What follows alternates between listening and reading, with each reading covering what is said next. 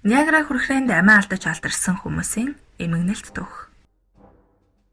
Ниагара хүрхрээний эргэн тойронд аялагч жуулчлагч нарт зориулсан зочид буудал, ресторан, дэлгүүр гэх мэт байгууламжууд олноор зэрэгцэн сүмдэрлэдэг. 1990-ад оноос энэ талын байгууламж үйлчлэгээ эрчимтэй хөгжижээ. Жуулчдын 90% нь Канадын хүрхрээ талаас, 10% нь Америкийн хүрхрээ талаас үзэж сонирхдог. Канадын талаас орой бүр хүрхрээ тийш гэрэлтүүлэг чимэглэл тусгах ба өдөр дундаас орой хүртэл усан онгоцоор ойртон үзэж болдог. Сүүлийн 100 жилийн дотор Ниагарагийн хүрхрээний ачаар алдар нэр олох гэсэн хүмүүст олон эмгэнэлт явдлууд тохиолдож байжээ. Хүрхрээн дээр ирсэн олон жуулчдын мэдрэл сэтгэл дээр тоглохоор шийдсэн анхны хүн бол өнгөрсөн зууны алдарт циркчин олсон дээгүүр явагч Жан Блонден үлээ. Канадын хүрхрээнээс доохноор хүндийн дээгүүр татсан 400 м төмөр олсон дээгүүр явна гэж тэрээр 1859 онд мэдэгджээ. Энэхүү үзүүлбэрийг сонирхохоор 100,000-аас багагүй хүмүүс цугласан байна. Хүрхрээнээс доохноор Манангийн хүүхэн нэрт жуулчдын усан онгоц голд хөвж байлаа.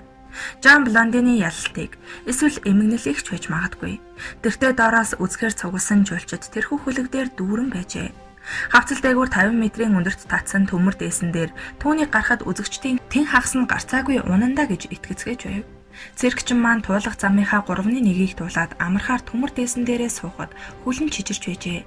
Дараа нь дахиад мөн тийм хэмжээний замыг туулаад бас л сууж амархаар шийджээ.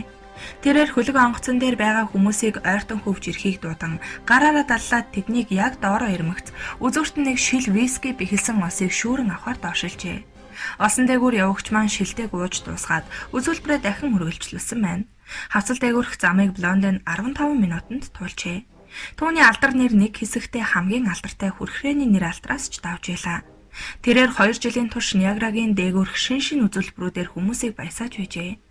Францээр толгойдоо уут углаад явах, гинжлүүлсэн гар хөлөөрөө олсноос дүүжлэгдэн туулах, бүжиглэх, олсон дээгүүр тэрэг түрэх, гартаа бүрх малгай барьж байгаад олсон дээр зогсож газар дээр байгаа хүнээр буудуулах, шөнийн цагаар гарч идэнгээр замаа гэрэлтүүлэн олсон дээгүүр хавцлыг нэвтрэх гэх мэтийн гайхалтай үзүүлбэрүүдээр жуулчдыг бишрүүлдэг байжээ. Сүүлдээ менежерээ мөрөн дээрээ суулгаад хавцал дээгүүр гарч чаджээ. Түүнийг энэ үзүүлбэрийг үзүүлж байхад хүрхрээний орчимд 250 мянган хүн цугларсан гэлцдэг. Эрлэхийг циркчин маань Ниагарагийн хүрхрээг эзэгнэгч гэдэг нэрээр түүхэнд оржээ. Тэр ийм нэртэйгээр дэлхийгээр нэг аялан тоглож, Орос оронд ч гэсэн ирж байжээ. Эрлэхийг Францын гавьяаг давтах гэсэн зоригтнууд олноор гарч ирсэн боловч тэд түүнээс илүү гарч чадсангүй. Балины химээх Италиэр замынхаа голд хүрээд доошоо усан тунсан боловч азар амьд үлджээ. Дараачийн зоригтон Стив Пир гэгч хүн Ниагарагийн хүрхрээн дээгүүр явж байгаад амиа алдсан хүмүүсийн анхных нь болжээ. Ниагарагийн түүхэн дэх илүү эрсдэлтэй азаа туршсан үйлдэлүүд бол хүрхрээн дээрээс ямар нэгэн өвөрмөц хөлгөөр буух явдал болж дэлгэрчээ. Манангийн хүүхний талаарх домог адал явдал дурлагчдын сэтгэлийг тайван байлгасангүй. Ниагаратай холбоотой бодлогогүй үйлдэл хийгчдийн анхных нь 43 настай багш эмэгтэй Анна Тейлор гэгч байжээ. Тэрээр вискиний торх хөлөглөн хүрхрээнээс буухаар шийдэж, эхлээд муураа явуулсанд муур нүхэд торх нь бүтэн үлджээ.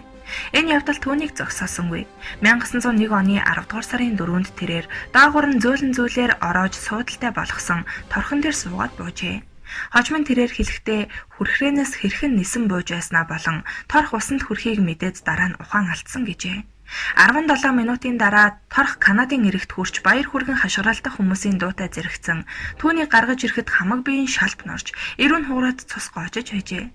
Тэрээр хагас цагийн турш шокийн байдалтай байгаад хувцас өмсөж ялагчийн дүрээр хүмүүсийн өмнө гарч иржээ. 1911 онд адал явдал дуртай бас нэгэн англиэр Бобби Лич гэгч бие битүү таглаатай гам бөмбөрөөр хүрхрээнээс бууж эрүүгээ хуглан 2 өвдгөн мултлаад хагас жил эмнэлэгт хэвтжээ. Хожим нь тэрээр дэлхийгээр нэг аялан явж өөрийн гавьяаныхаа талаар ярьж байгаад 15 жилийн дараа Шинэ Зеландад байхдаа жүржийн хаалсан дээр гიშгээд санаандгүй халтарч унан нас орсон түүхтэй.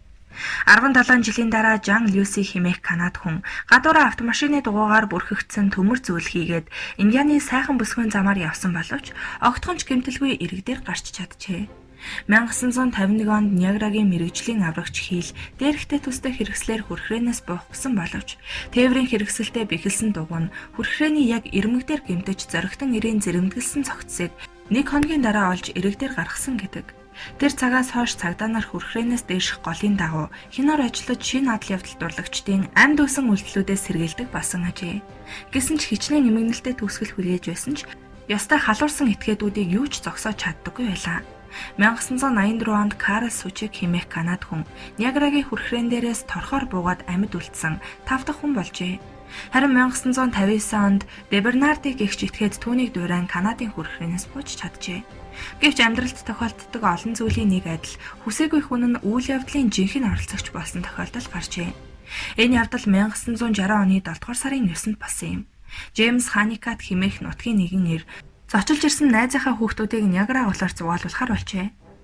7 настай Рошер Вудвард түүний эгч 17 настай Дин хоёрыг суулгаад хүрхрээнээс дээхэн 8 км зайтай газарт завиар зугаалж байтал завин чулуу мөргөөд хөдөлгүүр нь ажиллахаа олжээ. Сэлвэрт гисэн боловч болсонгүй. Завин урсаар хүрхрээнд тулж иржээ. Ханикат Рошер хоёр давлгаанд шийдэгдэн завнаасаа салж харин Дин завиа хөмрөх хүртэл тисэж байжээ. Охин яман аралд хүрэхийг оролдсон ба 100-аад хүмүүс эрэгдэр цуглараа цаашдаа юу болохыг хүлээж байлаа. Жон Хейс хэмээх хар эрстэн цагтаал ганцаараа хашлаг дээгүүр давж гараад хөлөөрөө тэглүүлэн байж охин руу гараа сунгажээ. Охин хүрхрээнээс 5 метрийн зайтай байхдаа түүний хуруунаас барьж авсан боловч Хейс татан гаргаж чадалгүй тогтоосоор байжээ.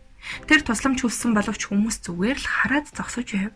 Тэгсээр Жон Кватроки хэмээх бас нэгэн зоригтой залуу гарч ирээд Хейстер очин Дин охины нөгөө гараас барьж татан гаргахад охин дүүмин хэмээн уйлан дуурч байжээ. Рошерч гэсэн бас амьд үлджээ. Хүрхрээний доогуур жуулчдыг зугаацуулж явсан усан онгоцны ахмад усан дээгүүр хөвж яваа улаан шаргал зүйлийг холоос хараад онгоцоо гэдрэг эргүүлэх гэснээ тэрхүү хурц тод толбо нь аврах хантаац болохыг анзаараад хөх хөлөг дээрээ татан гаргаж эрэгт хүргэжээ. Харин хүүхдүүдийг зугаацуулж явсан Ханикад хүрхрээний ёроолын хад мөргөн амиа алдсан гэдэг. Амар хялбар алдар нэр хайгчдад хатуу ханддаг тэнгэр бурхан осолдсон хүүгийн амийг аварч үлдээсэн нь гайхалтай. Адал явдал эмгэнэлээр баян Ниагарагийн түүх жуулчдыг улам ихээр татсаар байна. Гэвч тэднийг татдаг хамгийн гол зүйл бол мэдээж манай дэлхийн хамгийн өндөр, хамгийн өргөн хүрхрээ биш ч гэсэн түргэн урсгалт догшин голын нарийнхан хавцал руу орохын өмнөх нь байдаг. 20 давхар байшинтай чацуу үзэсгэлэнт Ниагарагийн хүрхрээ өөрөө билээ. Урсан бууж байгаа нийт усныхаа хэмжээгээр дэлхийд дөнгөж 5 дугаар байранд ордог юм. Тэглээч гэсэн урд өмнө нь бусад авгаа их хүрхрээнүүдийг үзэж байсан хэн нэгэн тэнд очих юм бол манай гаргийн хойд хагаст түүнээс илүү үзэсгэлэнтэй сайхан газар байхгүй гэдгийг нэгэн дугаар хүлээн зөвшөөрөх нь лавтай.